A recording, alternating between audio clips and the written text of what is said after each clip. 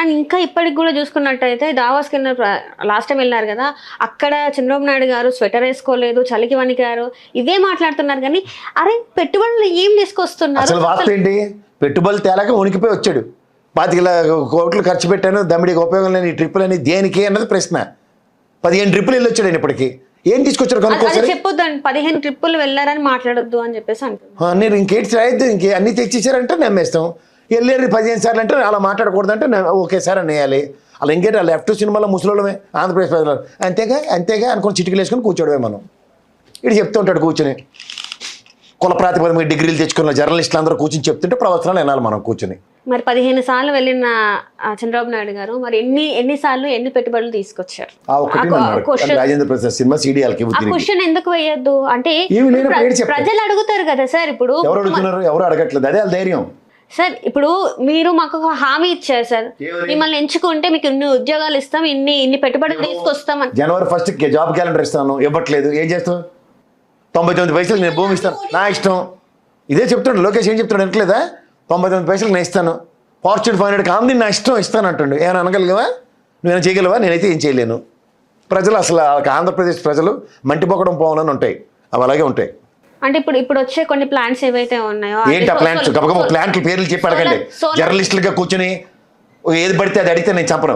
ఏం ప్లాంట్లు వచ్చి చెప్పు. సోలార్ ప్లాంట్స్ వస్తున్నాయి కదా సార్, దాని ద్వారా ఉద్యోగ రిలయన్స్ పవర్ ఉందమ్మా, అమోనియా ప్లాంట్ ఉన్నాయి. ఇవన్నీ సోలార్ ఎనర్జీకి సంబంధించిన ఒప్పందాలు, అయితే రిలయన్స్ పవర్ గ్రిడ్లు వీటికి సంబంధించిన, లేదా Adani power industries, Adani data సెంటర్లు, ఇవన్నీ గత టర్ముల్లో ఒప్పందాలు చేరుకున్నాయి. అవి శాశ్వతంగా అలా మెల్లిమెల్లిగా గ్రౌండ్ అవుతున్నాయి. 70 మెగావాట్లు 60 మెగావాట్ల దగ్గర ఫస్ట్ ఫేజెస్లో 10 మెగావాట్స్ 20 మెగావాట్స్ రాగానే అదానీ వచ్చేసాడు, అంబానీ వచ్చాడు, తప్పలు కూడా వచ్చి వేడి చేయాలి. ఇదే పెట్ట కదా 14-19 చెప్పారు. 19-14 నుంచి ఎవడో ఇద్దరు మనం ఎత్తుకొచ్చారు కల్లా ఏదేదో మాడుతుంటే ఏం చెప్పాలా? వాళ్ళు వెనకాల సామెత ఉంటుంది, రెడ్డి వచ్చాడు మళ్ళీ మొదలెట్టండి అన్నట్టు. ఒకటోసారి కృష్ణుడు వచ్చాడు 10 మెగావాట్లు పెట్టాడు, రెండోసారి అదే కృష్ణుడు వచ్చాడు 20 మెగావాట్లు పెట్టాడు. ఇది చెప్పుకొని తిరగమంటున్నాను.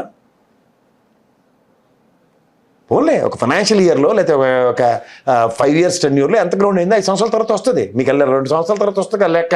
మనం చెప్పాం కదా RBI data, books of statistics నుంచి చూద్దాం. అప్పటిదాకా మా నోరు ఇప్పటితే అన్ని అబద్ధాలు చెప్పుకుంటే కాసేపు చేసుకుని వెళ్తూ ఉంటారు. ఇప్పుడు ఇదే జగన్మోహన్ రెడ్డి గారు ఇన్ని కంపెనీలు వచ్చాయని చెప్పాం అనుకో, చిచ్చే మాకు ఇన్ని ఒప్పుకుండా అంటాడు ఏ సాలంలోడైనా.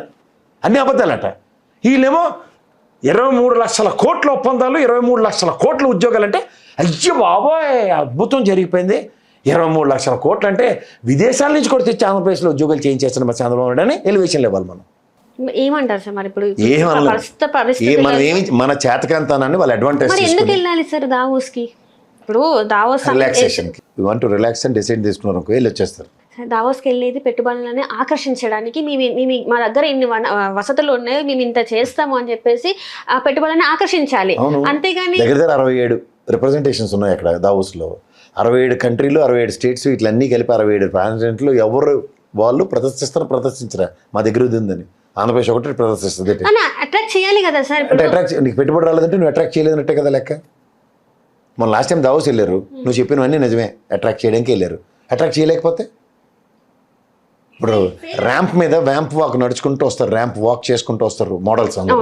అందులో ఎవరో ఒకరినే విన్నర్ చేస్తారు, మొత్తం అందరూ మీరు విన్నర్సే ర్యాంప్ వాక్ బాగా చేశారు అందరూ అని చెప్తారు.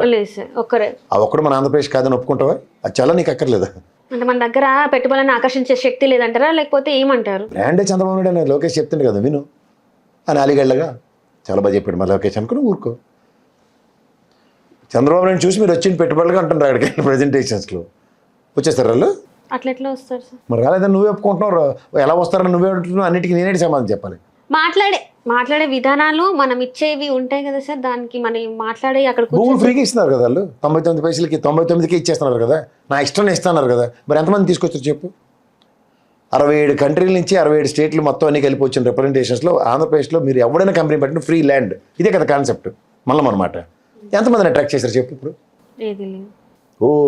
పోలోమని రోజుకు 33-20 మందిని 14 మందిని కలిసి మీటింగులు పొంకాలు నడిచేయని చెప్పారు కదా.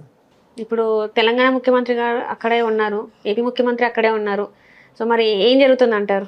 వీళ్ళిద్దరు మీటింగ్కి దావోస్ ఎందుకు అంత దూరం వెళ్ళడం? ఇక్కడ ఏదో మీటింగ్ పెట్టుకోవచ్చు కదా. అంటే ఇక్కడైతే తెలిసిపోతుంది అన్న, ఏదైనా మాట్లాడుకుంటే వాళ్ళు మాట్లాడుకుంటే ఏం ఆడుకుంటారు, ఏం ఆడినా వాళ్ళతో ఏదైనా చేయొచ్చు. వీళ్ళిద్దరు ఏం చేద్దామన్నా పైన బీజేపీ వాడు ఉన్నాడు, మంచిది ఇద్దరితో నేటి కాదు వాళ్ళు కూడా ఏం మాట్లాడట్లేదు కదా సార్, ఇందాక మనం వాళ్ళు మాట్లాడ మాట్లాడకపోతే సైలెన్స్ స్పేస్ ఆల్వేస్.